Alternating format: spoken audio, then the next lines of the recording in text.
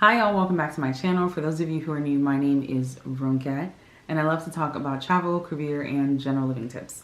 In today's video, we're talking about squeezing self-care in while you are busy. That really sounds like an oxymoron to me because when I think of self-care, I think of like slower pace, but when you think of busy, you're thinking of fast pace. But it is important to be able to squeeze in self-care whenever you have the chance, whether you're busy or not, because self-care is really about replenishing your body and making sure that you have what you need so that you can keep going. And just with the nature of how things are, depending on what kind of a lifestyle you have, the responsibilities you have, you might just be busy. That's really it. You really might just be busy, but you may still need a way to find those pockets of time where you can refresh yourself. So I definitely have pockets of time where I may get extremely busy, but I still do my best to take care of myself. And these are some of the things that I do to make it work. Number one, the first thing is to try to make a free day or stretch of time. And I know y'all are like, but girl, if you're busy, how are you making that time? Sometimes you just have to make that time. If that means you have to outsource something, delay doing something, ignore doing something, give up doing something, whatever it is, make a stretch of time where you can actually self-care. Because if you don't have the time, you're not going to do it, right? So you need to first have a pocket of time. And I feel like this is something that comes with planning, right? It might not be that I'm making a stretch of time every day. I might not even be making a stretch of time every week. But if you can plan ahead and you know that, okay, this weekend that's coming up in this month, I don't have any events and I'm not going to accept any events. I don't have any major things that are due around then. That might be a good way to kind of plan it out in advance so that you know you have that designated time to self-care. The second thing I would recommend is finding a pampering experience.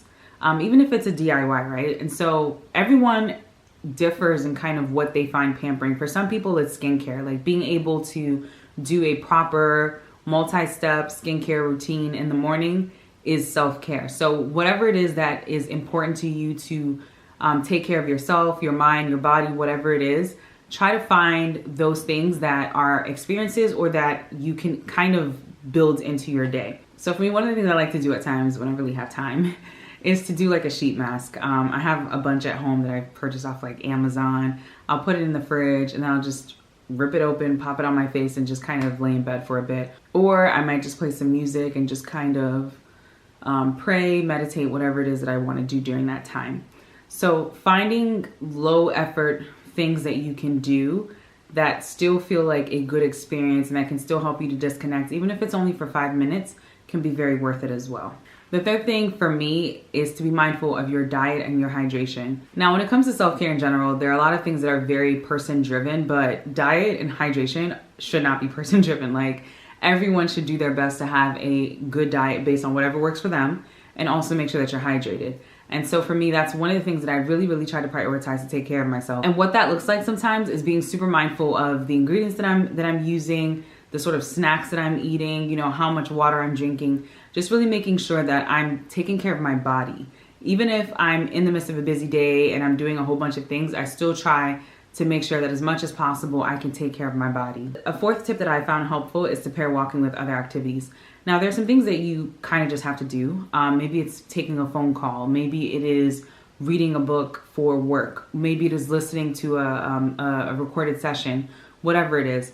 Those sort of tasks where you don't have to actively be sitting in one spot, that might be a good time for you to get up and move around and use your body a little bit. I think it's very important to couple activity with very sedentary tasks whenever you can, so that you are getting some blood flow to your body and that you're, of course, taking care of your body as well. My fifth tip is for you to maximize every opportunity you get for self-care. If you only get 10 minutes a day to contribute to your self-care, then let those 10 minutes be focused solely on that. Shut everything else out, turn everything else off, forget about everything else, and really focus that entire 10 minutes on making sure that you're doing your self-care. And finally, prioritize resting and sleeping. Resting for me is not sleeping. Resting is a little bit more, it's kind of active even though you're resting, right? You're awake, maybe you're resting your mind and you're just sitting in the dark, or maybe you're winding down, getting ready to go to sleep, right? And then sleep, of course, is sleep, like you knocked out. But I think it's important to prioritize rest and sleep because it helps your body, number one, like your physical body, then it also helps your mind to remain sharp. And sleep is really important for your health. And I also just feel that when you are well rested, you're probably less likely to be on extremes because you're not, you're not frustrated, or you're probably not super tired. And typically for me, I've noticed that when I do a lot better with like my sleep, my diet, my hydration, being active, I'm a lot more useful for myself when I am busy. And so that in a way kind of helps me to accomplish more even when I am busy, so that I can still have those pockets of free time that I need to self-care. Over the years, these are some of the things that I've learned and had to learn from cycles of burnout. I definitely don't have as many of those anymore. I still do have them every once in a while, just to be honest, but I definitely don't burn out as much because I really do prioritize my self-care and being able to unplug and take care of me. I also highly recommend for everyone who's watching this video to really make it a priority to take care of your mind, body, and soul.